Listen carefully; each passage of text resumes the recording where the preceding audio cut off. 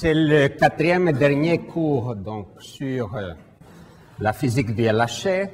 Et Jean vous a raconté à peu près tout, en tout cas toute la physique qui est plus ou moins certaine. Et donc moi maintenant je vais essayer de vous raconter un peu plus les choses spéculatives, c'est-à-dire en gros ce qu'on attend peut-être à voir au LHC, et aussi je vais vous parler pas mal de choses qu'on ne devrait pas voir au LHC, mais qui ont un certain intérêt, comme vous verrez, à la fois pour la physique des particules, mais aussi pour d'autres raisons. Donc, Jean vous a déjà expliqué le modèle standard, mais je dois prendre 10 minutes pour vous rappeler les faits essentiels du modèle standard. Ça fait un mois que tu as fait ça, Jean, donc peut-être que vous avez aussi un peu oublié. Donc, et puis la répétition, c'est toujours un petit peu bien. Donc je vais commencer lentement en vous rappelant les faits essentiels du modèle standard et comment on va essayer d'aller au-delà. Donc en gros, si vous voulez, une fois que vous avez compris de quoi il s'agit, le modèle standard, on peut vraiment le résumer en quelques pages ou même en une demi-page si on a une notation suffisamment intelligente et économe. Et il faut spécifier trois choses. Tout d'abord, il faut spécifier en quelque sorte les acteurs du modèle standard, c'est les particules élémentaires, et ça, ils nous sont donnés, n'est-ce pas? On ne va pas les deviner, ils sont là. Donc voilà les tableaux de toutes les particules élémentaires qui ont été déjà vus, qui sont connus. Donc je vous rappelle, il y a trois familles qui, à un détail près en gros, qui sont leurs masses, sont tout à fait identiques de tout autre côté. Toute la matière donc connue est fabriquée à partir de la famille légère, dite légère, qui est aussi la première famille, et qui contient donc le quark up et down, qui forment le proton et le neutron, l'électron et son neutrino, le neutrino de l'électron. Donc ça, ici, on a l'impression qu'il s'agit de 4 particules. C'est un peu mieux de compter en fait des états quantiques pour ces particules-là, parce qu'il y a des différences. Donc, tout d'abord, le quark. Chaque quark a 3 couleurs, donc ça veut dire qu'il a 3 états, un peu comme les états de spin, sauf que ce n'est pas un vrai spin, c'est une espèce de spin interne, si vous voulez. Et donc, pour spécifier l'état de chacun de ces quarks, on devrait en principe spécifier aussi un de ces 3 états de sa couleur. Deuxième chose, évidemment, toutes ces particules ont aussi un vrai spin. Et en fait, c'est toutes des particules de spin 1,5, ainsi que les 2 autres familles. Donc, c'est des fermions de spin 1,5.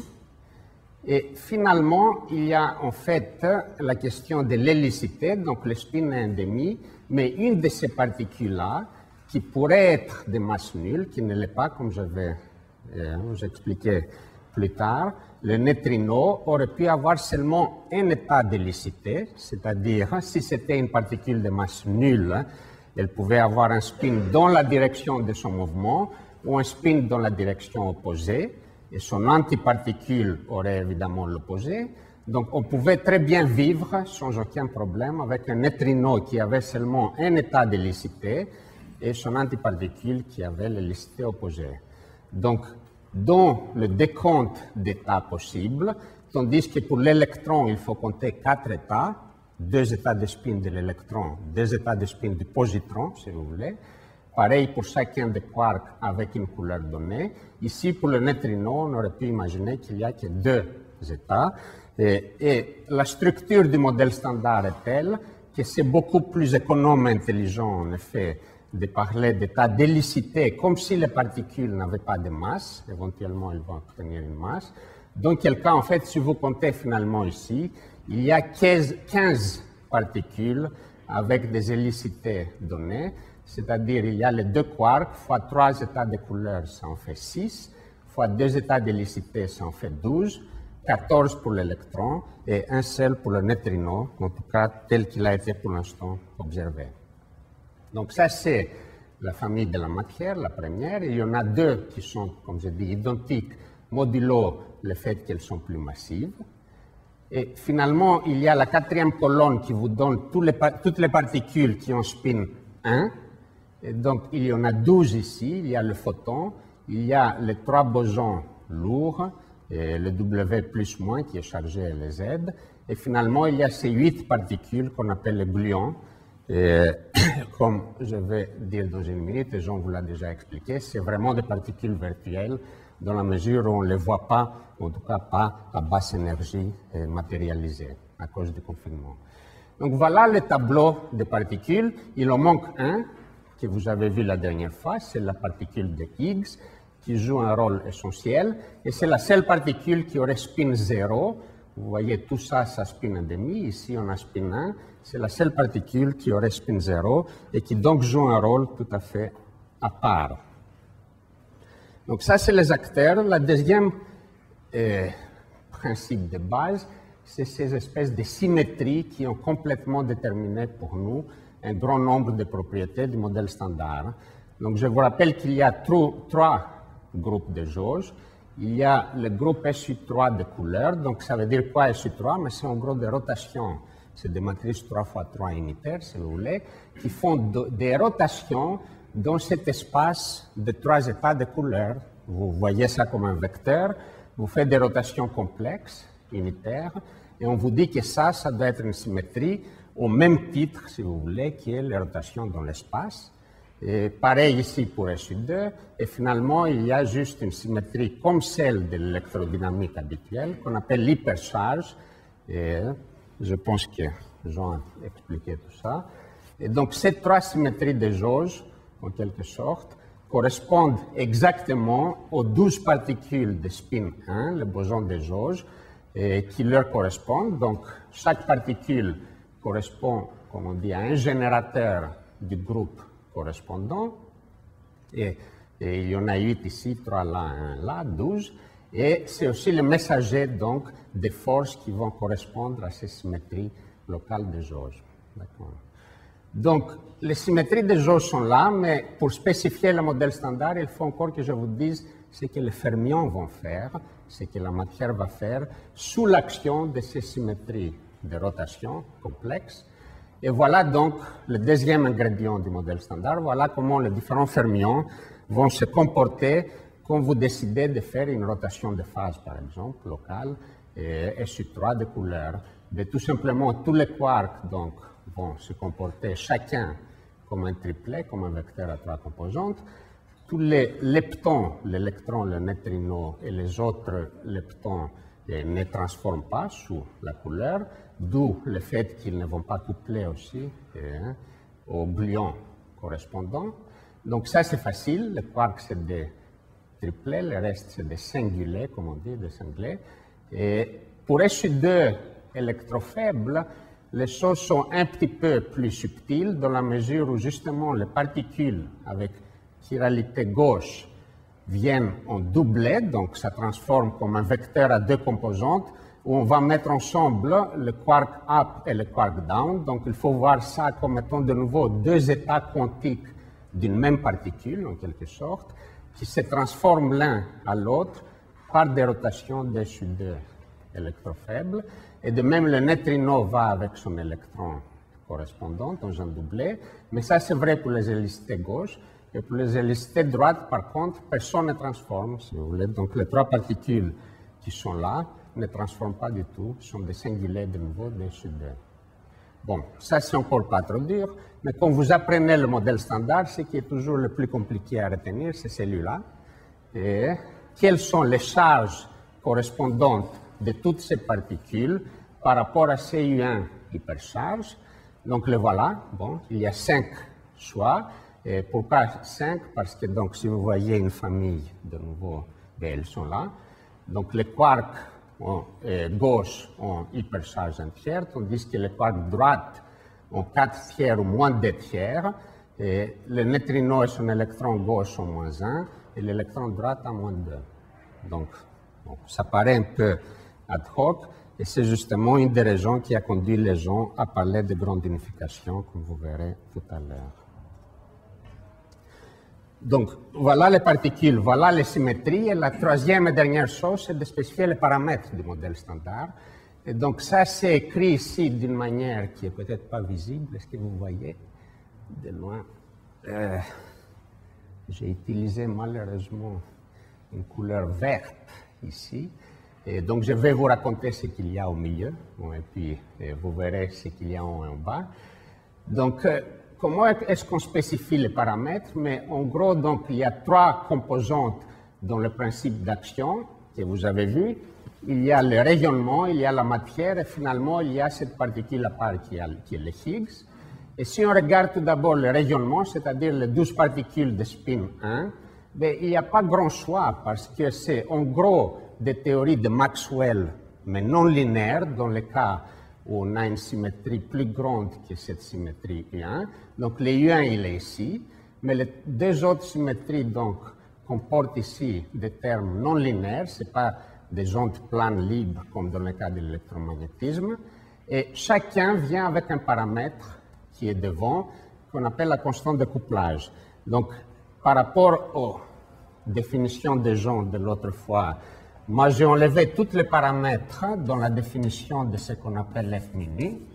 Donc, souvenez-vous que ça, c'est quelque chose comme demi à nu, moins demi à mi. Si on n'avait que de l'électromagnétisme, on s'arrêterait là.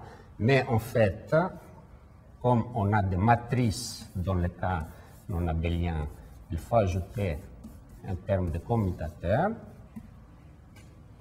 Et donc, souvent, on met un paramètre là, mais vous pouvez très bien aussi changer par un changement d'échelle le champ à mu et sortir le paramètre devant, comme je l'ai fait ici.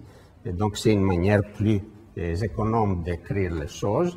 Avec cette manière d'écrire les choses, la dérivée dite covariante n'a pas non plus de paramètres. Et donc, dans la deuxième ligne que vous ne voyez pas, tout ce qu'on appelle dérivée covariante n'a pas de paramètres explicites. Tout est déjà pris en compte ici et dans la première ligne. Bon. Maintenant, la deuxième ligne, si vous la voyez, c'est là où il y a le plus grand nombre de paramètres du modèle standard. Ici, il n'y en a que 3. Dans la deuxième ligne, en fait, si vous comptez, il y en a 13 paramètres. Qu'est-ce qu'il y a là? Tout d'abord, il y a ici, donc je m'excuse, mais je ne sais pas si je peux faire quelque chose pour rendre ça plus visible. Donc, il y a ici, tout d'abord, le terme de Dirac habituels qui vous disent, donc qui sont du type fermion, dérivée covariante de mi, gamma mi, fermion. Vous voyez donc que si ça c'était une dérivée habituelle, mais on aurait une équation de Dirac libre qui est celle qui décrit une particule de spin 1,5 relativiste. Mais il y a cette dérivée covariante qui vous dit qu'il y a aussi un couplage minimal au champ des jauges correspondantes qui est complètement fixé par rapport aux paramètres, comme j'ai dit avant, à cause de cette symétrie des jauges. Donc ça, c'est, si vous voulez, les propagations libres et les couplages au champ des jauges qui sont là-dedans. Et là, il n'y a plus de paramètres. C'est fini. Par contre, là où il y a le grand nombre de paramètres, le 13, c'est dans la deuxième ligne qui comporte en fait des termes qui ont 2 fermions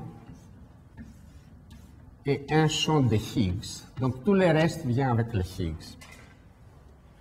Tout d'abord, pourquoi est-ce que je n'écris pas des termes de masse là? On aurait pu imaginer qu'on ajoute aussi, comme dans l'équation de Dirac habituelle, des masses pour les particules. Eh bien, on ne peut pas, malheureusement ou heureusement. Et la raison, c'est que, comme, souvenez-vous, les hélicités gauche et les hélicités droite avaient des transformations très différentes par rapport au groupe de jauge, si vous essayez d'écrire un terme de masse de Dirac et vous le développez avec les hélicités, vous verrez qu'il y aurait une hélicité gauche et une hélicité droite, mais avec ces deux-là seulement, je ne peux pas fabriquer quelque chose qui soit invariant par rapport au groupe SU2 électrofaible. Et donc, je suis obligé d'ajouter aussi un champ de Higgs ici pour fabriquer un invariant. Donc, en gros, j'ai un vecteur 2 fois 2, un autre vecteur 2, pardon, à 2 composantes, le Higgs, un vecteur à 2 composantes qui est le fermion gauche, et le fermion droite, souvenez-vous, est un singulier. Et avec tout ça, je peux fabriquer quelque chose qui est scalaire par rapport au SU2 électrofaible. Donc, c'est ça qui nous oblige, mais là, je vais l'écrire parce que c'est important maintenant. Je vais écrire ce qu'il y a dans cette deuxième ligne que vous ne voyez pas. Donc, il y a les trois termes qui vont jouer le rôle de donner des masses à toutes les particules qu'on connaît et qu'on appelle donc découplage de Yukawa. Donc, si je les copie de là-bas, il y a dans l'ordre qui est ici, il y a donc d'abord le doublet de fermions leptoniques. Ça commence avec, souvenez-vous, neutrino et électron. Et ensuite, il y a aussi le neutrino mu et le muon. Ensuite, il y a aussi le neutrino tau et le tau. Donc, dans une notation un peu plus simple, appelons ça un doublet, je vais le transposer et conjuguer. Ça va me faire quelque chose comme U et E, complexe conjugué, si vous voulez. Maintenant, je peux mettre ici un doublet de Higgs.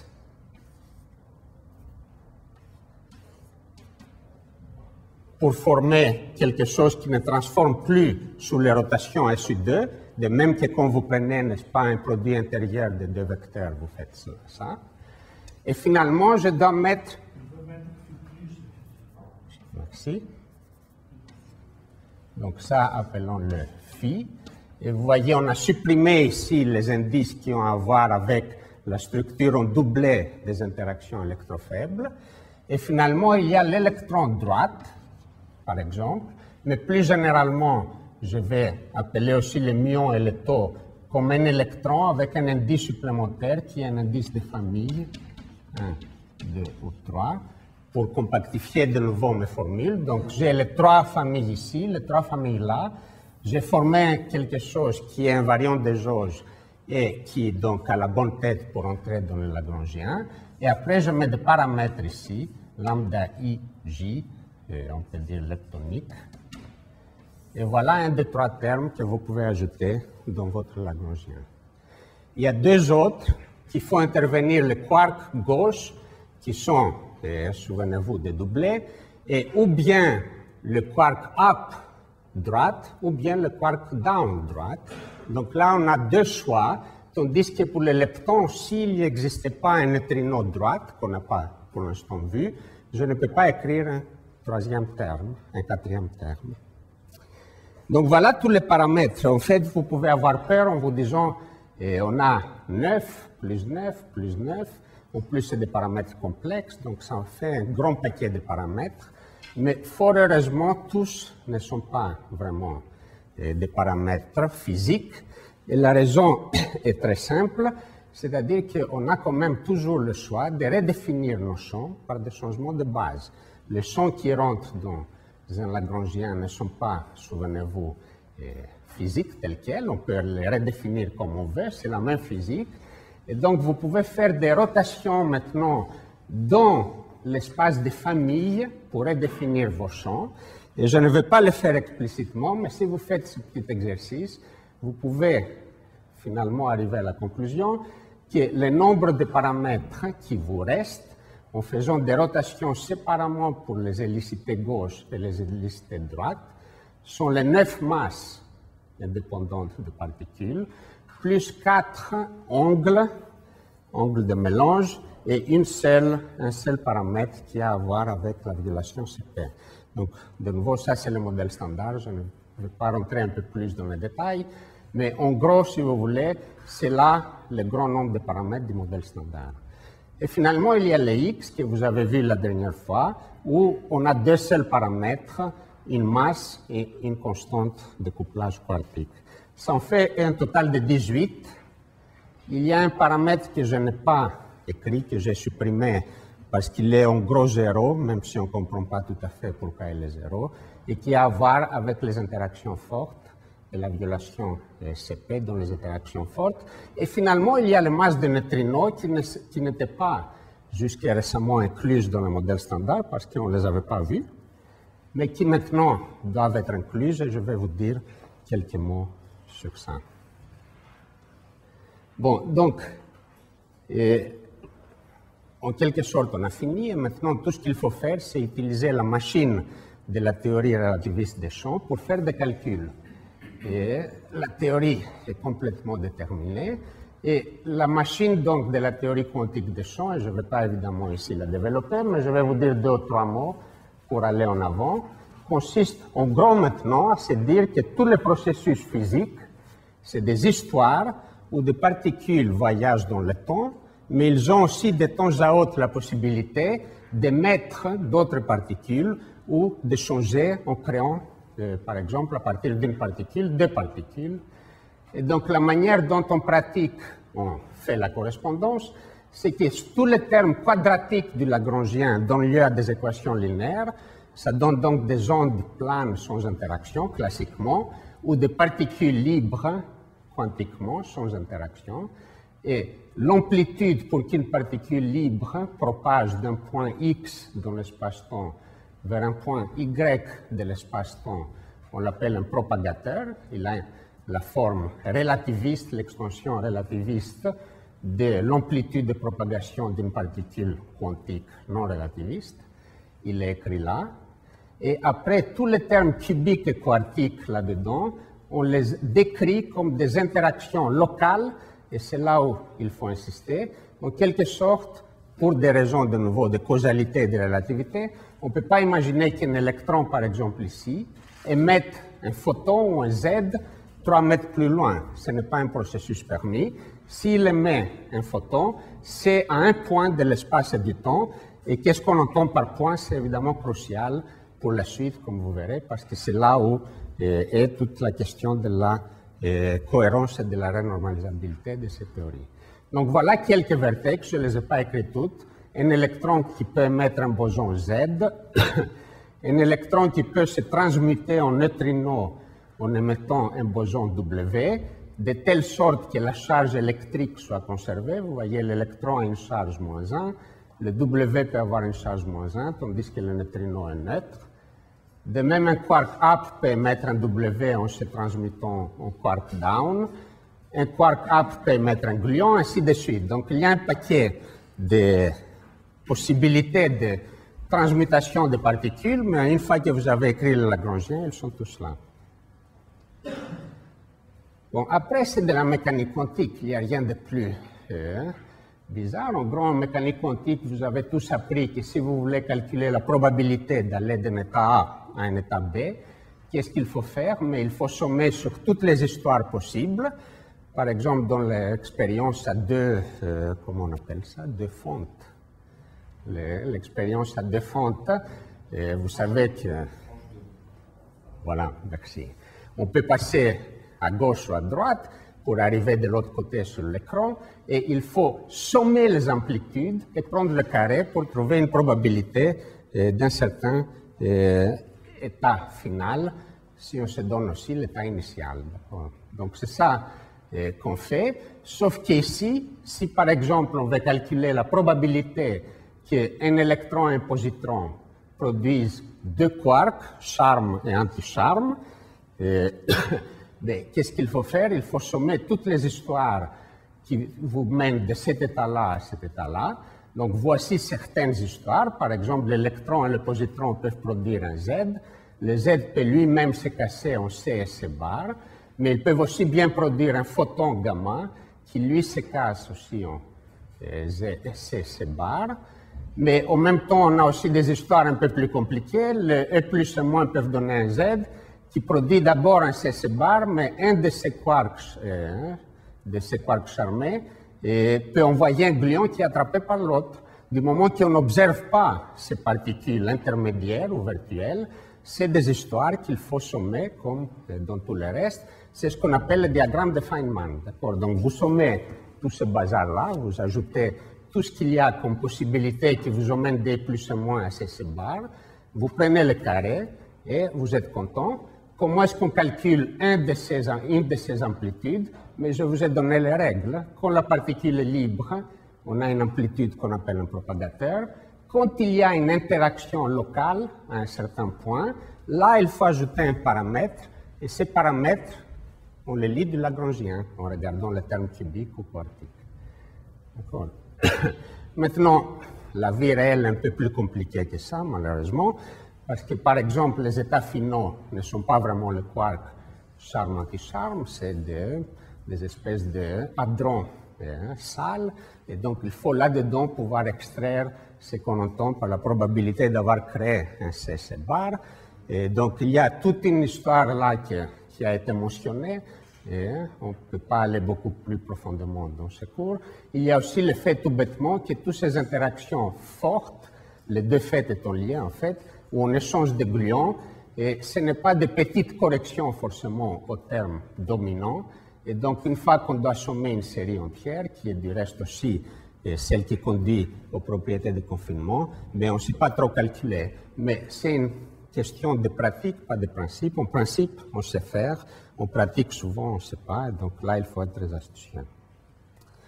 Donc, vous prenez ces règles et donc, voilà, par exemple, les résultats expérimentaux que j'ai mis ici. En fait, ce n'est pas juste les résultats pour E plus et moins donnant CC bar, mais c'est E plus et moins donnant tous les hadrons possibles.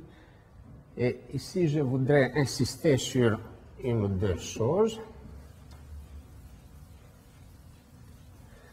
C'est des expériences du LEP et du SLAC, en fait, et ailleurs, dans les basses énergies, qui ont le grand avantage que, comme l'état initial, c'est des électrons, on n'est pas pollué par cette physique non contrôlable et des interactions fortes. Donc, au moins, l'état initial, plus ou moins, on le connaît.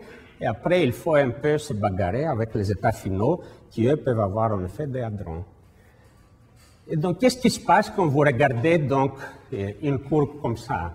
J'ai parlé avant de probabilité. En fait, la mesure la plus intelligente pour la physique des particules qui remplace la probabilité, c'est ce qu'on appelle une section effective.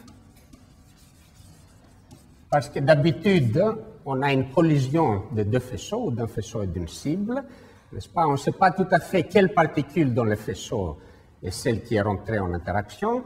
Et donc, on préfère donner une mesure que vous comprendrez tout de suite. Vous avez un faisceau plus ou moins uniforme des choses qui arrivent par ici. Vous avez une cible. Et s'il s'agissait de balles dures qui interagissent l'une avec l'autre, ce qui est important, c'est la surface apparente de la cible dans le faisceau. D'accord? C'est ce qu'on appelle une section effective.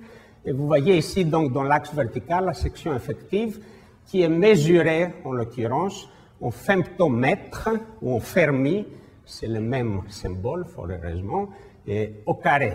Donc, un Fermi, en gros, vous voyez, c'est à peu près la taille d'un noyau. Et donc, on a des unités nucléaires ici, comme on aurait pu s'attendre. Mais évidemment, cette section efficace, quand on monte en énergie, qui elle est mesurée en gigaélectronvolts, ici on est à basse énergie, à 1 giga, là on est aux énergies du LEP, 100. Vous voyez qu'elle décroît, et en fait, comme on va voir dans une seconde, elle décroît comme 1 sur l'énergie au carré, et 1 sur S, la variable S. Qu'est-ce qu'on voit d'autre? On voit donc ces espèces de résonances ici. En fait, ces résonances apparaissent chaque fois que dans l'état intermédiaire, on peut avoir une particule instable, mais pas trop instable, sinon ça serait une résonance très grande, comme par exemple le Z ici, qui est à peu près à 91 gigaélectronvolts. Et quelle est la raison? Mais si vous voyez le diagramme que je vous ai montré avant, on comprend ça tout de suite, parce qu'il y avait un E plus, un moins, qui peut produire un Z, qui lui peut produire un C bar. Souvenez-vous que ici, si maintenant je calcule cette amplitude dans l'espace des impulsions plutôt que des positions, je dois mettre l'amplitude pour la propagation du Z qui avait la forme 1 sur P au carré moins M carré du Z. Si P carré, qui n'est rien d'autre que l'énergie au centre de masse au carré, n'est-ce pas? Souvenez-vous que ça, Jean l'a calculé l'autre fois, c'est l'énergie du centre de masse au carré, puisque c'est plus généralement, de manière invariante relativiste, P mu. Donc, si S est proche de la position de la masse au carré du Z, mais on voit une résonance, n'est-ce pas? C'est ce qu'on voit bien ici, c'est la résonance du Z. Bon, mais Qu'est-ce qu'on voit d'autre? Mais on voit aussi que si on est très loin de la résonance, on décroît comme 1 sur S. C'est aussi bien, c'est ce qu'on voit ici, en fait, 1 sur S au carré, excusez-moi, puisqu'on doit prendre le carré. Et ensuite, bon, excusez-moi, passons. C'est pas, je vais avancer un peu. Donc, je n'ai pas calculé l'amplitude complète là, donc il faut faire le calcul complet pour voir l'enveloppe, mais on voit bien donc ces résonances qui sont les résonances du Z, et avant on a d'autres résonances comme ça qui sont ces maisons lourdes que vous voyez là.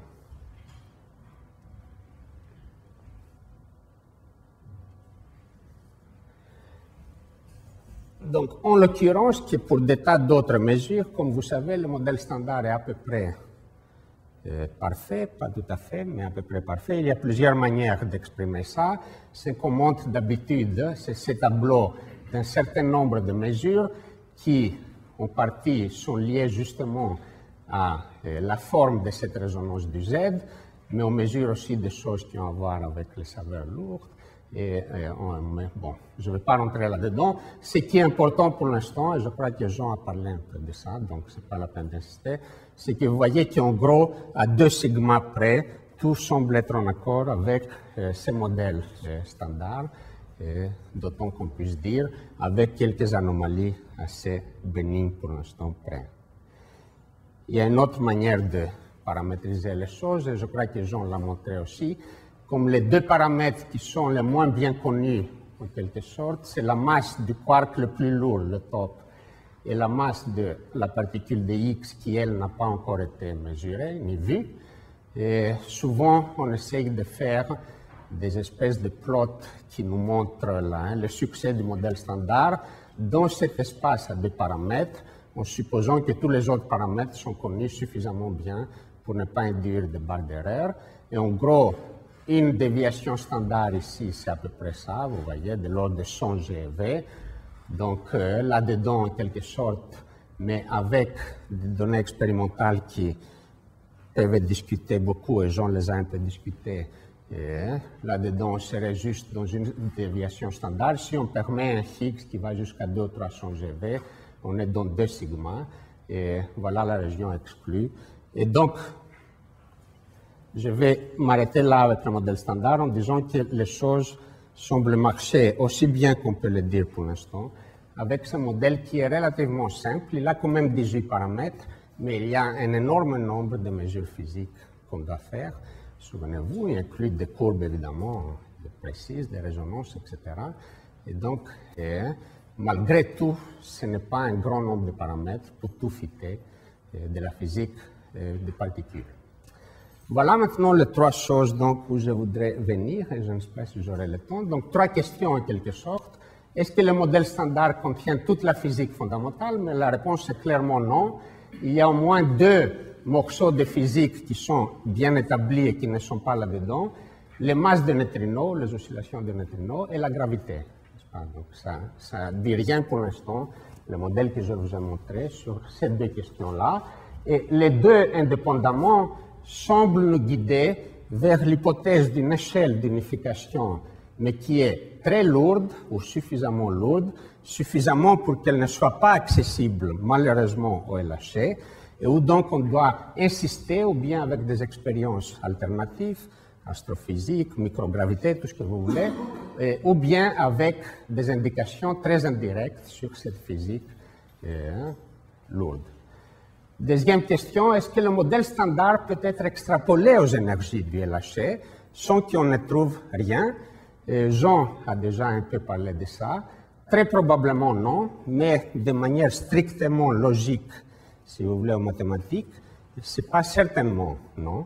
Il y a quand même toujours une possibilité logique qu'on est face à une expérience qui confirme le modèle standard. Troisième question, et là, c'est un peu plus léger, je l'ai mis juste pour terminer sur une note légère. Est-ce que le LHC peut détruire la Terre en créant un énorme trou noir? La réponse est non, et je vais peut-être vous montrer pourquoi si j'ai le temps. Donc, dans l'ordre en énergie ascendante, et tout d'abord, je voudrais, parce que c'est ça le point, si vous voulez, le plus subtil, revenir à la question, est-ce que le modèle standard est une théorie effective? Et est-ce que si c'est une théorie effective, est-ce qu'on a le droit de l'étendre, d'étendre sa validité aux énergies du LHC, c'est-à-dire aux 14 téraélectronvolts, qui est l'énergie accessible là? Donc l'exemple canonique ici, qui nous a guidé un peu, c'est la théorie de Fermi. Avant qu'on ne voit les W et les Z, on décrivait les interactions électrofaibles par des interactions effectives courant-courant. On les appelait le courant neutre ou chargé, électrofaible. Et donc, c'était des termes comme ça qu'on ajoutait au Lagrangien pour décrire toutes les interactions de la physique électrofaible. Maintenant, regardez, on a déjà écrit ici quelque chose qui nous donnera tout de suite une idée de quel type d'approximation on veut faire. Donc, souvenez-vous qu'entre les deux particules ici, électron, positron, et le CC bar, il y avait ce boson Z intermédiaire, mais qu'on n'observe pas. Si les énergies sont suffisamment faibles, on s'attend à ce que ces Z soient très, très virtuels, très loin d'être matérialisés comme une particule. Donc, il vivra pendant un temps très court. Évidemment, la mécanique quantique nous dit qu'on a le droit de, en quelque sorte, mettre de l'énergie dans le système pour des temps très très courts, delta E, delta T égale H bar. Mais en tout cas, tout ça, ça va être tellement court qu'à basse énergie, on ne verra rien. Et donc, au lieu d'écrire ce propagateur qu'on a vu avant, qui était égal à 1 sur S moins mz carré, mais on a le droit, si vous voulez, et c'est très très petit, ça c'est l'énergie au carré au centre de masse par rapport à la masse de Z, d'oublier le S et de mettre tout simplement moins 1 sur une masse au carré. C'est ce qu'on fait quand on écrit cette interaction effective de Fermi, où le Z a disparu, mais on a toujours les deux courants des particules légères, l'électron et le quark charmant, ou toutes les autres particules. Donc, si vous faites les calculs corrects, vous trouverez un coefficient ici qui est celui-là, et ça, on l'appelait avant la constante de Fermi, on l'appelle toujours la constante de Fermi. Ce qui est crucial, c'est de voir que c'est égal à 1 sur la masse de cette particule lourde intermédiaire qui est le Z. Voilà donc l'approximation qu'on a faite.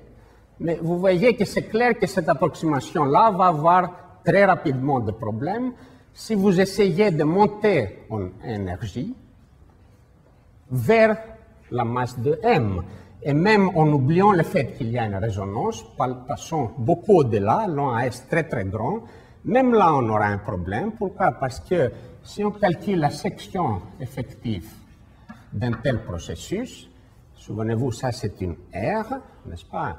Et on a ici, on voit bien, un couplage quartique maintenant, avec du 1 sur mz au carré. Ça, c'est l'amplitude. La probabilité où la section effective aura ça au carré.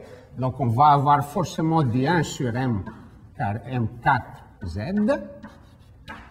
Et après, pour des raisons purement dimensionnelles, tout ce que vous pouvez faire ici pour établir des unités d'air, il faut, ça c'est donc, excusez-moi, je devrais quand même dire que, comme toujours, C et H bar, c'est 1. On ne met pas de C et de H bar, sauf ordre inverse dans les calculs de physique des particules. Ce qui veut dire que quand on parle de masse, ou d'énergie, ou de longueur inverse, ça c'est les dimensions des particules. Tout ça, c'est des dimensions d'ingénierie égale à 1. Et donc ici, on a de la longueur à la puissance 4, et donc il faut mettre une énergie carrée, et ça veut dire que la section effective dans la théorie de Fermi croît avec l'énergie comme S sur M4Z. Ce n'est pas possible, évidemment, que plus vous montez en énergie, plus vous voyez un disque énorme, ça veut dire que la théorie est malade.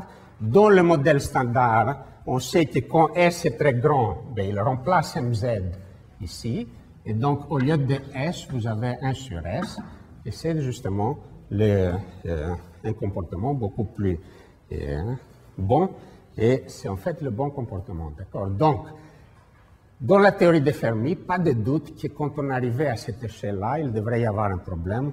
On doit remplacer la théorie par autre chose. Et c'est ce qui a été fait par le modèle standard.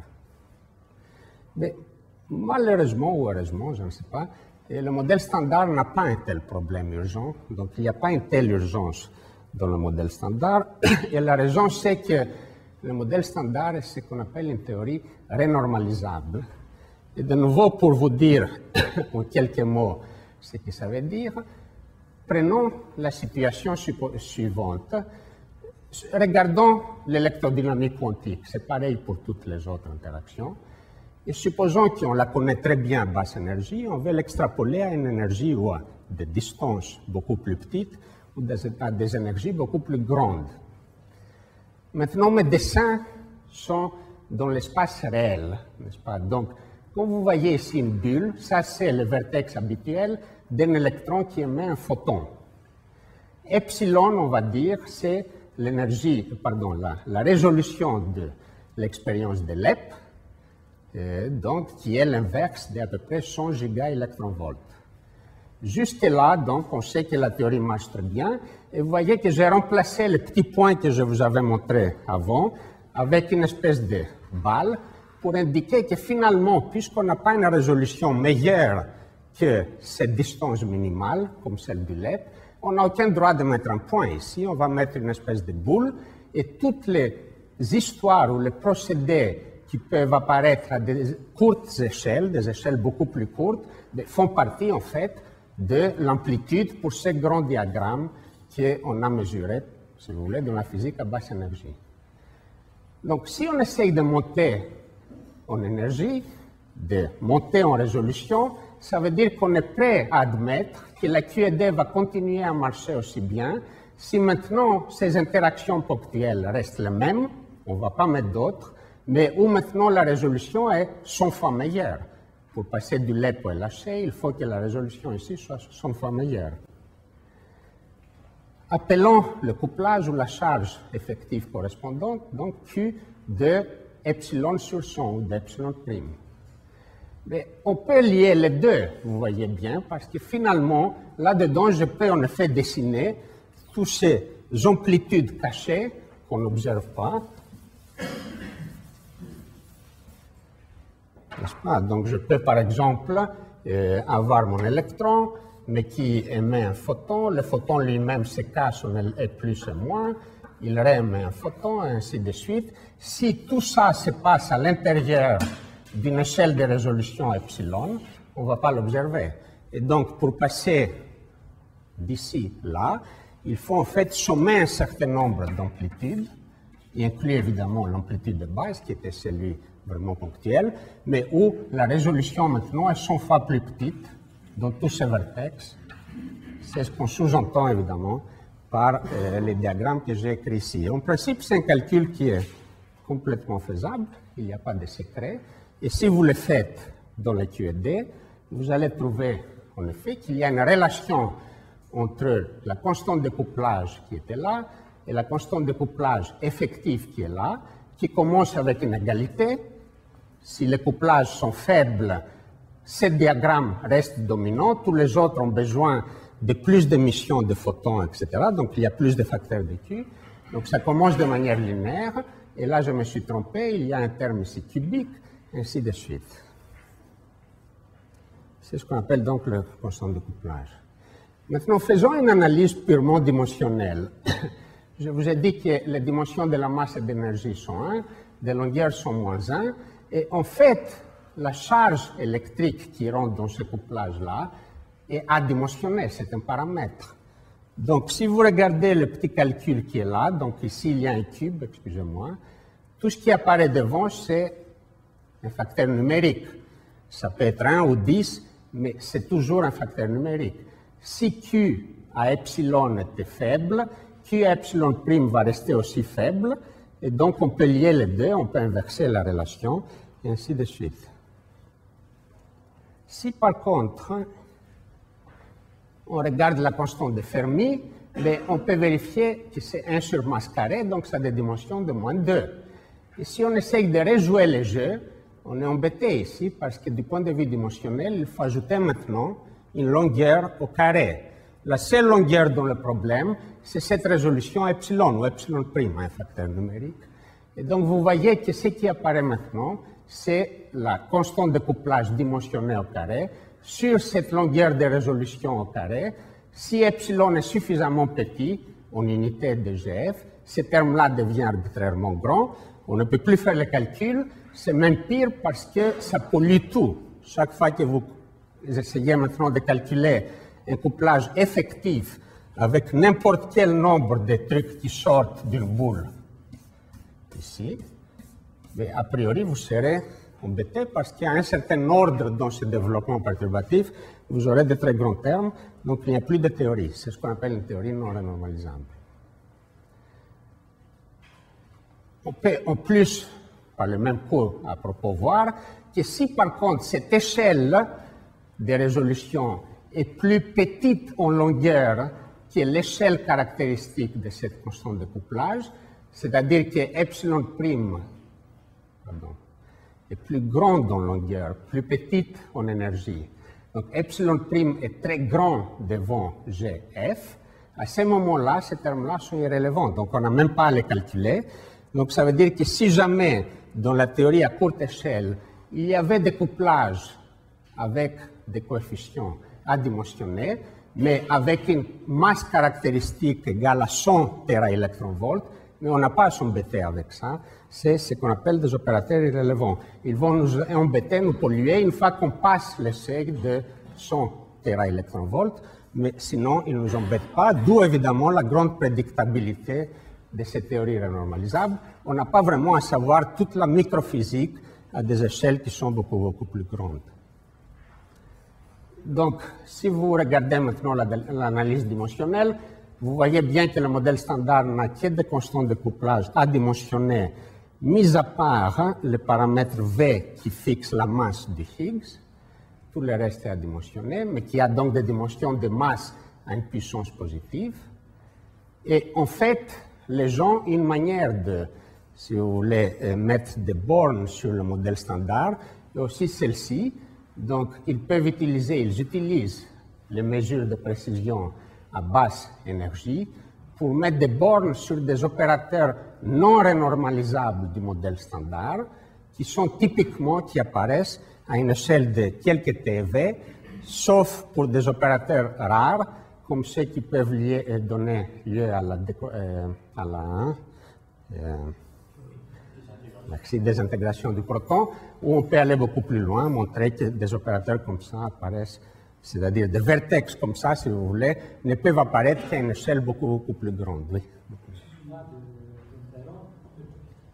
peut-être qu'on devrait ajouter que tu essaies de donner une explication intuitive du groupe de normalisation. Oui. Donc, il existe une théorie bien sûr. précise, etc. Il existe des théories pour tout ce que je dis, c'est clair. Et bon, là, j'essaie de les mettre dans une aire. Bon, c'est évident qu'il y a des théories qui ont été développées pendant des décennies. Donc, et je ne donne aucune référence, sinon ça aurait triplé mon travail pour être historiquement correct.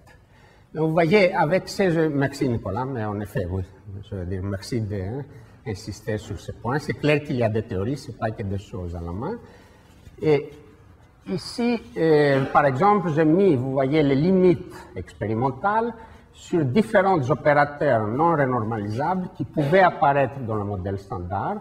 Par exemple, un opérateur qui contiendrait 4 électrons, un vertex ou électron-positron donne électron-positron localement, un vertex local, ne peut apparaître qu'à une résolution qui correspond à une énergie de 8 téraélectronvolts, et ainsi de suite. Donc, de tels opérateurs pourraient exister. Ils seront le signal d'une physique plus haut, comme dans le cas qu'on a étudié ici. Pour l'instant, on n'a pas de raison positive de croire qu'ils sont là. Donc, pas de problème immédiat parce que, comme j'ai dit, le modèle est renormalisable. Et donc, s'il peut ne pas être bon, c'est d'une manière un peu plus subtile. Et la manière plus subtile, il y a deux manières plus subtiles qui sont là et qui sont d'ordre un peu différent. La première, c'est que même si on a des paramètres sans dimension, ils peuvent devenir grands à un moment donné, d'ordre 1, typiquement, c'est grand, ce qui veut dire qu'on ne sait plus calculer avec la théorie. Donc, tandis qu'officiellement, ça ne veut pas dire que la théorie est fausse. En pratique, ça veut dire qu'il y a une théorie qu'on ne sait plus traiter, accouplage fort, et donc de la physique très différente de celle qu'on voit avec la théorie des perturbations, les particules interagissant faiblement, etc. Ça, c'est la raison numéro 1. La raison numéro 2, qui est un peu plus difficile, en fait, à faire admettre par tout le monde, c'est qu'il peut y avoir besoin de très grands fine-tuning de certains paramètres, même dans une théorie renormalisable. Et la raison est tout simple. Si on répète le même argument pour non plus de constante de couplage à 3 ou plus de particules, mais tout simplement pour la masse d'une particule, qui après tout est aussi une espèce de constante de couplage où l'hélicité change de plus en moins, je peux la dessiner comme ça si j'ai envie, mais on refait le même argument et vous voyez que maintenant, par le même argument, les premières corrections vont être de l'ordre de la résolution à la puissance moins 2, puisque ça c'était une longueur, excusez-moi, etc. Et pour des raisons de nouveau purement dimensionnelles, on n'a aucune autre dimension. Et donc ce qui peut se passer, c'est qu'on commence avec des masses petites et elles sont tout de suite conduites vers des valeurs grandes, à moins qu'il y ait une conspiration diabolique où toute une série comme ça de termes énormes s'annule très finement pour finalement revenir à une masse qui est très faible. Qu'est-ce qu'on a en tête ici? Bien évidemment, on a en tête la masse du Z, par exemple, ou toutes les autres masses du modèle standard, par rapport à l'échelle du LHC. Il y a des facteurs de 100 entre les deux, et donc on a du mal à admettre que des termes d'ordre 10 puissance 4 s'annule si finement pour donner un résultat qui est d'ordre 1. C'est ce qu'on appelle le problème du fine-tuning, et vous pouvez prendre le point de vue qu'on s'en fout. Bon, c'est ainsi, c'est ainsi. Il y a eu un fine-tuning, il y a eu une intelligence supérieure qui a fait ça, point final. Si vous prenez ce point de vue, on peut le prendre, je vous ai peut-être montré cette courbe-là, mais vous voyez qu'en fait, d'accord, il n'y a pas de problème, le modèle standard peut continuer à exister sa vie heureuse, pourvu que les Higgs, on le trouve dans cette fenêtre qui est là, parce qu'ici, pour chaque valeur de la masse de Higgs, vous voyez la limite d'application du modèle standard comme théorie faiblement couplée. Donc là, j'ai utilisé l'argument que la constante de couplage doit rester petite. Ici, il y a un argument de stabilité, mais qui exclut essentiellement les valeurs déjà exclues expérimentalement. Et donc, si vous voulez arriver avec le modèle standard à la masse de Planck, mais personne ne vous empêche, si vous avez vraiment envie de faire ce fine-tuning extraordinaire de la masse de Higgs. Mais, j'ai oublié de dire ici qu'il y a des exceptions à cette espèce de règle que je vous ai annoncée ici. Et les exceptions sont toujours, toutes celles qu'on connaît, de protection de symétrie. Donc l'exception la plus canonique, c'est le boson de jauge. Ils ne peuvent pas avoir une masse a priori, parce que la symétrie des jauges les protège. Leur masse ne peut arriver que par un mécanisme de brisure de symétrie que Jean a montré. Pour les fermions, il peut y avoir aussi un mécanisme plus subtil. J'en passe. Pour les scalaires, notamment les Higgs qui nous concernent ici, la seule idée qui est apparue et qui semble marcher, c'est la supersymétrie. Donc c'est, si vous voulez, la vraie raison, surtout qui fait que la supersymétrie est tellement aimée des théoriciens en tout cas, et pourquoi on pense que la supersymétrie est le candidat le plus probable pour la physique au-delà du modèle standard.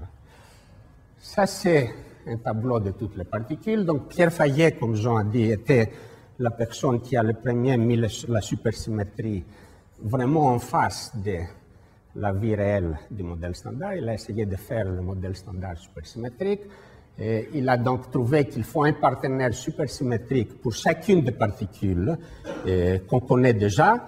On ne peut pas outrepasser, essayer de mettre des particules connues ensemble comme des partenaires supersymétriques. Il a aussi donc fait paraître les deux choses suivantes. Tout d'abord, que le Higgs doit être lui-même doublé, donc ça je passe vite, et qu'il devrait y avoir une nouvelle symétrie de parité, donc une symétrie discrète, une espèce de règle qui vous dit que des particules impaires par cette charge R doivent toujours apparaître en deux, par paire, qu'on appelle la R-symétrie. Et cette R-symétrie a plusieurs propriétés magnifiques, notamment de garantir que la particule impaire supersymétrique la plus légère est forcément stable, elle ne peut pas se désintégrer, et donc elle sera une bonne candidate pour la matière noire de l'univers, et elle sera sans doute vue, et là je ne vais pas rentrer dans les détails de la supersymétrie, par ces événements de missing energy que Jean a raconté. Maintenant, je n'ai plus que 5 minutes, c'est ça, 7 minutes, et donc j'allais vous parler de deux choses, et il faut que je décide laquelle des deux il vaut mieux. Peut-être que je vais faire un sondage. Donc, il y a l'unification, et là, c'est donc ce que les théoriciens estiment comme étant l'hypothèse la plus probable au-delà de l'hypothèse supersymétrique, et je pouvais vous expliquer rapidement pourquoi.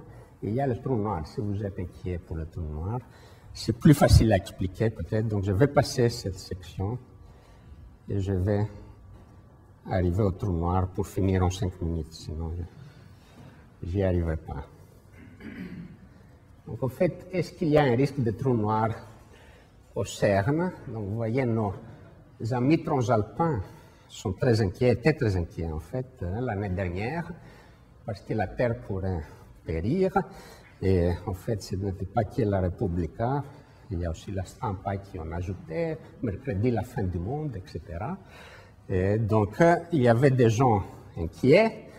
Les Anglais sont un peu plus flegmatiques, donc ils disaient BBC Earth not at risk from Collider, donc ils avaient l'air d'être plus calmes. Et évidemment, les théoriciens, tous les gens qui travaillent au CERN sont plutôt calmes aussi. Je ne pense pas qu'ils pensaient jouer leur vie dans les 2 années à venir. Donc je vais en 5 minutes ou 7 minutes vous expliquer un peu l'objet, sans malheureusement pouvoir expliquer un peu le fondement plus théorique de ces hypothèses. En gros, il y a 2 raisons qui nous rassurent. Il y a la raison théorique qui rassure la plupart des gens qui ont regardé le problème, qui dit que si les trous noirs sont vraiment produits, si jamais, c'est peu probable, sont produites au LHC, elles seront vraiment blanches. Elles vont tout de suite disparaître par rayonnement de toutes sortes. Et donc, pas d'inquiétude, ça serait merveilleux de les produire, mais ils ne vont certainement pas engloutir la Terre. Mais il y a des gens qui ne croient pas les théoriciens et qui sont toujours très sceptiques. Et pour ces gens-là, il fallait quand même des arguments un peu plus solides, si on puisse dire, basés sur la réalité. Donc il y a une deuxième raison empirique qui est la suivante, et je vais vous dire pourquoi. Si vous regardez les rayons cosmiques avec une énergie dans le centre de masse de collision qui est égale ou supérieure à celle du LHC, et vous intégrez les flux de ces rayons cosmiques sur la vie de la Terre, en gros, vous allez voir qu'en gros, on avait déjà produit à peu près 1 million d'expériences LHC complètes en termes d'événement total ou luminosité totale. On a déjà à peu près derrière nous 1 million d'expériences LHC. La Terre est toujours là, donc pas d'inquiétude. Maintenant, voyons très rapidement pourquoi. Tout d'abord, je vais, puisque ça c'est une demi-page, je vais vous expliquer la raison théorique très rapidement.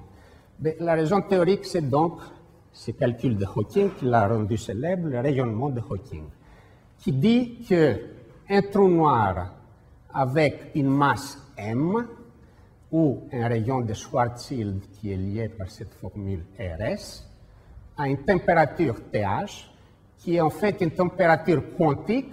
Classiquement, il n'y a pas de température. Le trou noir est un vrai trou noir, n'aime rien, mais quantiquement, il y a une température. Vous voyez le H bar ici, qui est inversement proportionnelle à la masse.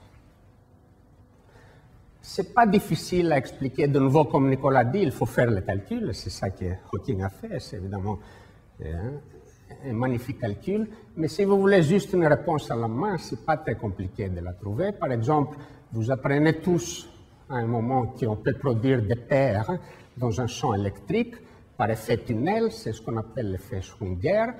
La probabilité ou l'amplitude plutôt pour produire une paire et plus et moins dans un champ électrique E est donnée par cette expression-là. Vous voyez, c'est pi m carré divisé par la charge fois le champ électrique fois h bar. Mais maintenant, vous remplacez la force électrique qui est par la force de Newton, G Newton fois le produit de deux masses sur les rayons de Schwarzschild au carré, si vous pensez que c'est là où la production se passe, et vous trouverez tout de suite un spectre de Boltzmann-Gibbs avec cette température de Hawking à un facteur numérique près. Donc, le phénomène à la base est le même, mais c'est un phénomène purement gravitationnel. Et si c'est vrai, on peut essayer d'estimer la température des trous noirs de Hawking qu'on va produire dans les LHC. Il faut faire un petit peu de calcul. Déjà, il faut prendre des modèles à dimension supplémentaire. C'est là où l'hypothèse marche. Donc, cette expression-là est légèrement modifiée avec la masse du trou noir toujours là, la dimension de l'espace-temps qui est supérieure à 4, là, et puis cette nouvelle échelle où la gravité quantique pourrait devenir importante, qui remplace la constante de Newton inverse, et qu'on appelle la masse de la gravité quantique. Et maintenant, je vous ai montré que pour des raisons de la réussite magnifique du modèle standard, on peut borner très facilement cette masse de la gravité quantique. Elle est en fait supérieure à quelques téraélectronvolts au minimum, sinon on l'aurait vu déjà. Et la masse du trou noir qu'on produirait éventuellement ne peut pas dépasser l'énergie disponible totale, 14 téraélectronvolts. Vous mettez ça là-dedans, vous voyez qu'il y a des facteurs numériques près, vous aurez une température de l'ordre de 100 gigaélectronvolts. Avec cette température-là, vous rayonnez des éléphants, tout ce que vous voulez. C'est clair que ça ne peut pas rester. Une particule si chaude, effectivement si chaude, va tout de suite disparaître. Mais les gens ont dit, on ne veut pas risquer quand même. Et si Hawking était faux, avait tout faux, si finalement son petit calcul d'instabilité des trous noirs n'est pas vrai, et ce machin-là est classique, et reste là, et commence à engloutir la Terre, qu'est-ce qui va se passer? Bon, c'est là donc qu'on a les raisons empiriques qui nous rassurent, parce que je vous ai déjà dit qu'un rayon cosmique qui arrive sur Terre et qui rentre en collision avec un proton ou un quark dans le proton, peut avoir une énergie totale dans le référentiel du centre de masse qui vaut à peu près l'énergie du LHC, même plus. On peut arriver jusqu'à 100 téraélectronvolts en partie. Et donc, supposons que cette collision-là produit un trou noir qui va avoir la masse voulue de 10, disons, téraélectronvolts. Mais évidemment, comme on n'est pas dans le référentiel du centre de masse, il va aussi partir très vite au début à droite ou à gauche. Bon, vous faites un petit calcul de relativité que je vous laisse faire. Je peux laisser le transparent si vous voulez, sur le web, donc vous pouvez le faire chez vous. Et vous trouverez que si on est à des énergies beaucoup, beaucoup plus grandes que la masse du nucléon typique qui est là, mais comme Jean vous l'avait montré, la masse du trou noir c'est donné par la racine carrée du produit de l'énergie fois la masse du nucléon. Et donc, la rapidité gamma, 1 sur 1 moins la vitesse carrée sur la vitesse de la lumière carrée, est très grande. Gamma vaut la racine carrée de sur la masse du nucléon. Bon. Entre autres, donc, vous verrez que si vous voulez un trou noir de 10 téraélectronvolts, vous avez besoin d'un rayon cosmique de 10 puissance 8 gigaélectronvolts. Ça existe. Voilà le spectre. Ici, vous avez le log de l'énergie en électronvolts. Ça commence à 18, on veut 17, donc toute cette région-là est bonne pour les énergies de LHC. Et de nouveau ici, si vous voulez un petit exercice de top, bon, il y a des unités bizarres dans lesquelles les gens expriment les flux pour avoir à peu près une courbe droite. Donc ils extraient une dépendance sur 1 sur l'énergie cube, qui est l'enveloppe globale, etc. Mais vous faites le petit calcul ici, vous intégrez et vous comparez avec la luminosité intégrée du LHC, vous trouverez, comme je vous avais dit, qu'il y a à peu près 1 million d'expériences LHC qui ont déjà été faites de cette manière-là. Donc on peut dire, pas de problème, la Terre est là, pas de problème. Mais il y a des gens toujours sceptiques qui ont dit, oui, mais attention, parce que les rayons, les trous noirs produits par les rayons cosmiques vont bouger très vite au début, si c'est des rayons cosmiques, tandis qu'au LHC, comme c'est une collision des deux faisceaux équivalents, ils vont s'asseoir au lac Léman, ils ne vont pas bouger. Donc, c'est peut-être pas la même chose.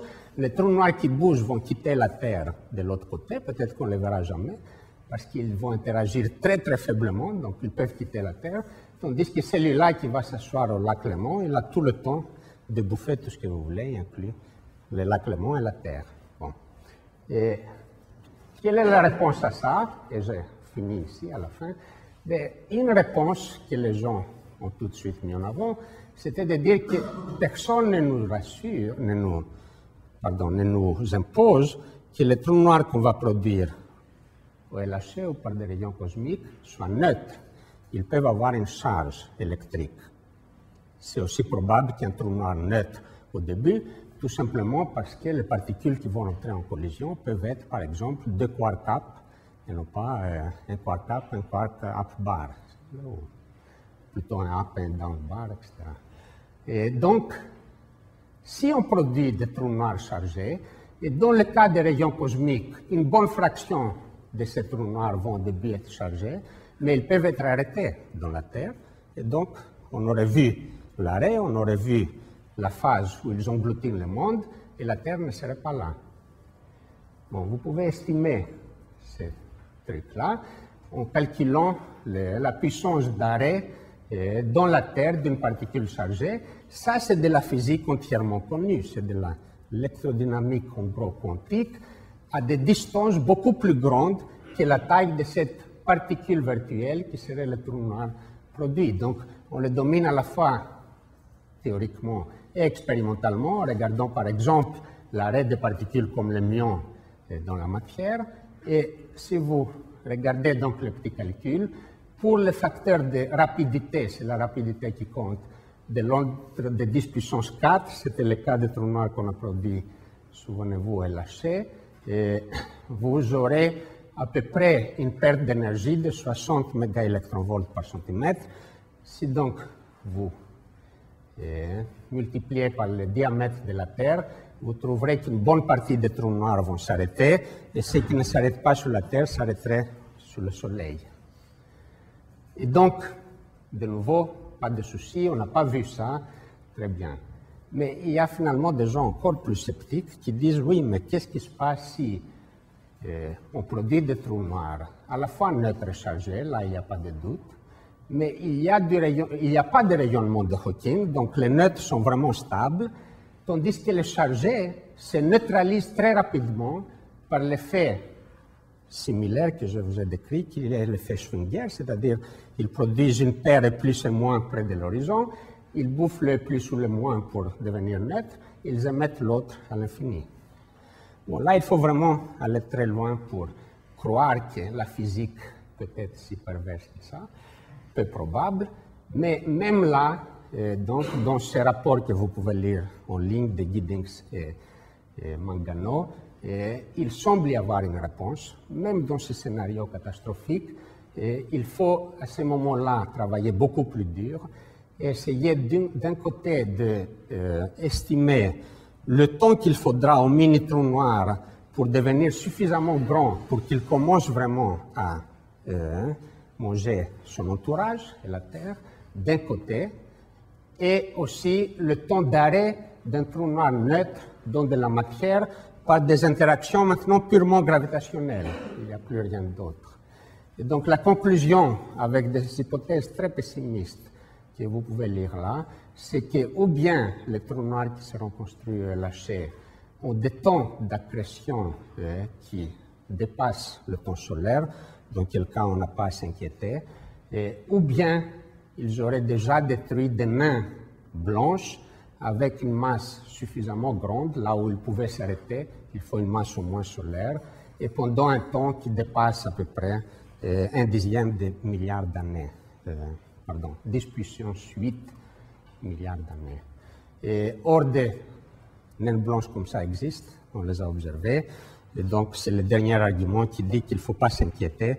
Et si vous êtes très, très sceptique, il y a très peu de fenêtres pour imaginer qu'un tel phénomène peut arriver. Ça va contre toute la physique qu'on connaît. Donc, je m'arrête là et désolé pour avoir été un peu rapide à la fin. Peut-être vous avez des questions.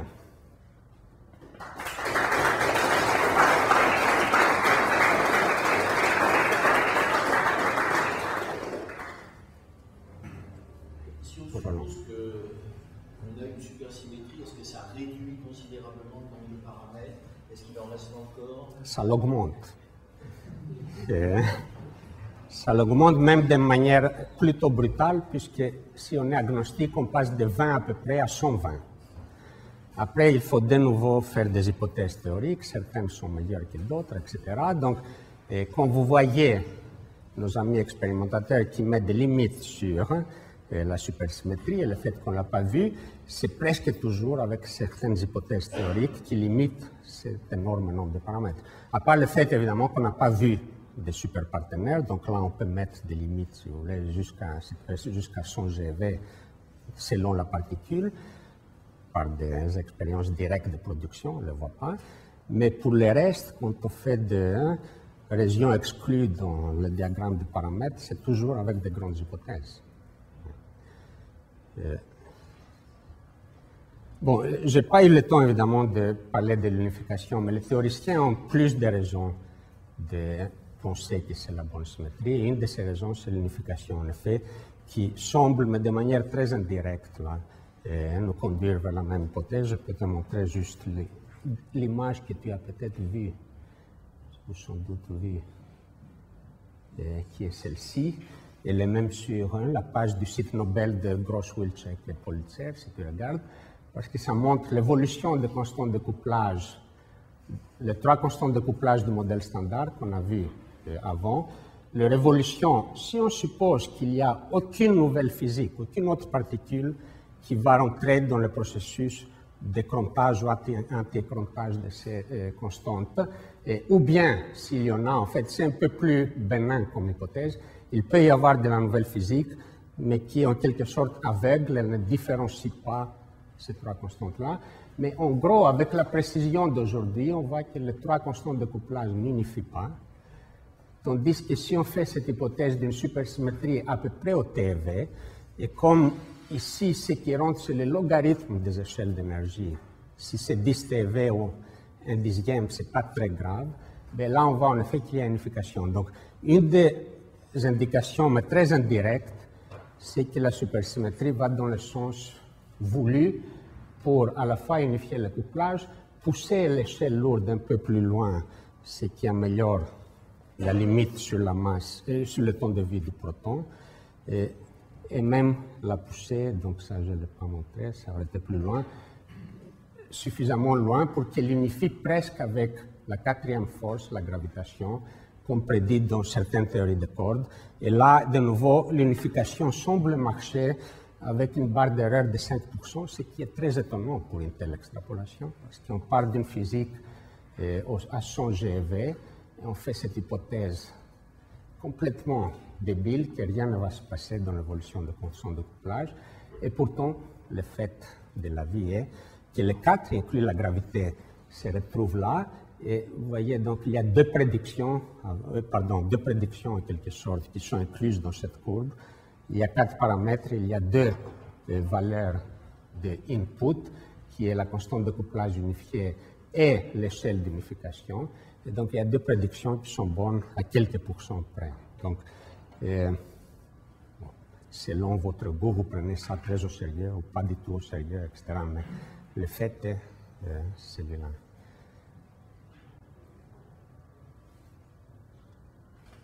Est-ce qu'il y a d'autres questions? Oui.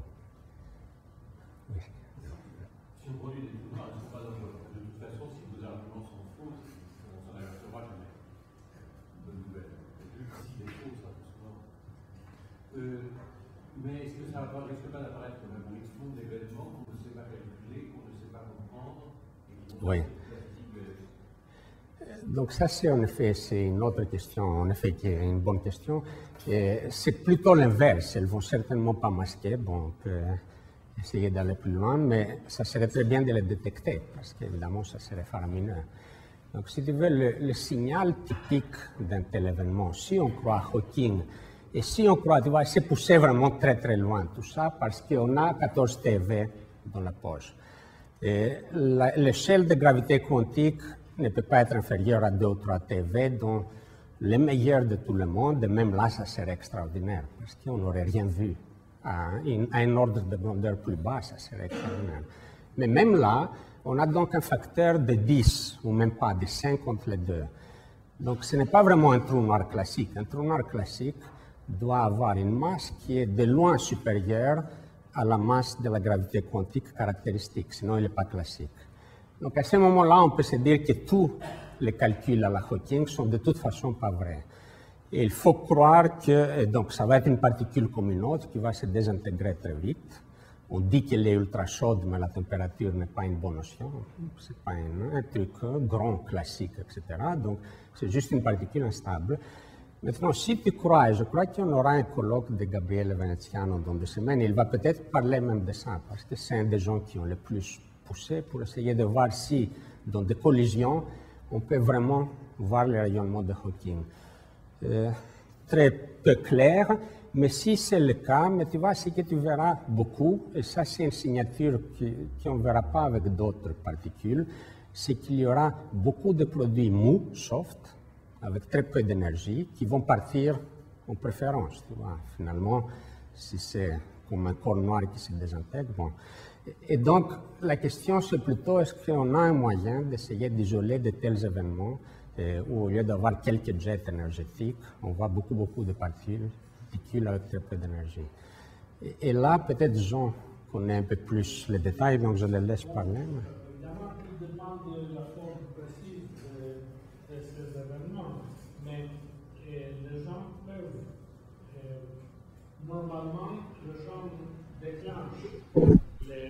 Normalement, les expérimentateurs déclenchent sur des jets ou des événements qui sont très énergétiques. Mais ils ont aussi la possibilité de déclencher comme ils mesurent. Et je ne sais pas si vous vous souvenez, j'avais montré en gros la forme d'un appareil. Et il y a 2 calorimètres qu'on appelle. Il y a 2 parties où on mesure toute l'énergie déposée. Il y a le calorimètre électromagnétique qui mesure en gros les photons, les électrons, et le calorimètre hadronique qui mesure tout ce qui est hadronique.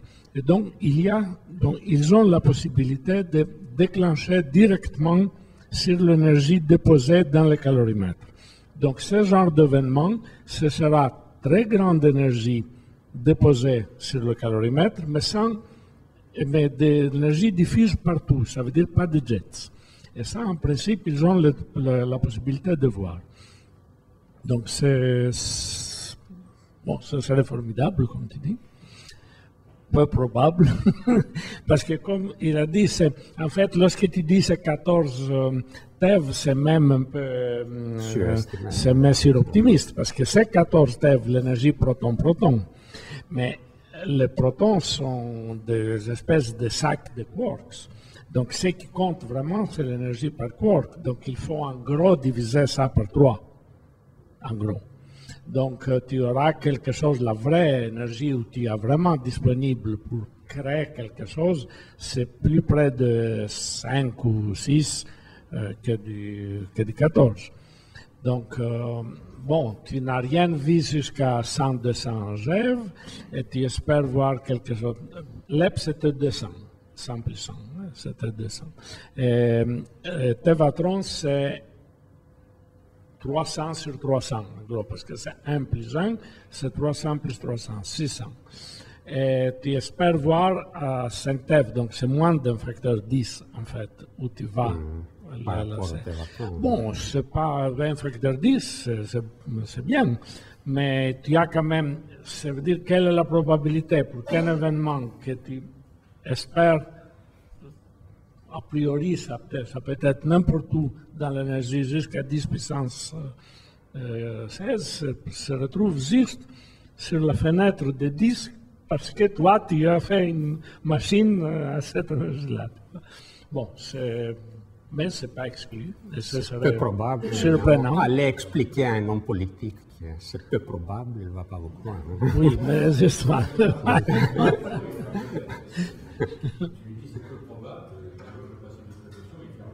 Voilà. Ah non, non, mais je n'ai pas dit que oui. c'est peu probable. Je dis que c'est peu probable d'observer quelque chose. Le danger, c'est déjà éliminé par tous les arguments expérimentaux. Bon, sinon, la Terre ne serait pas là, le Soleil ne serait pas là. Donc, on sait que ceci. Oui, aujourd'hui, il n'y a pas beaucoup de soleil, mais ce n'est pas pour cette raison-là. Donc, ce n'est pas une question de danger. La question, c'est est-ce qu'on va faire une énorme découverte d'avoir des effets gravitationnels aux énergies homogènes? Bon, c'est ça que je dis, la probabilité est faible.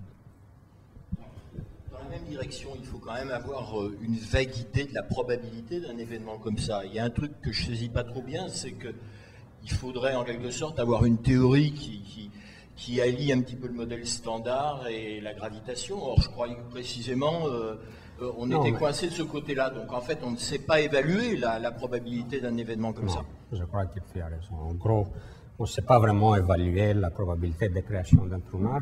On sait quand même, dans le cas où le trou noir serait très grand, plus ou moins mettre une limite sur l'énergie qui va rester confinée dans une région par des arguments semi-classiques. Mais c'est à peu près le mieux qu'on peut faire. Et donc, pour des trous noirs qui sont si loin d'être classiques, on ne sait pas. En gros, on ne sait pas. Et donc, si vous êtes intéressé, venez écouter Veneziano. À mon avis, il va parler un peu de ça. Mais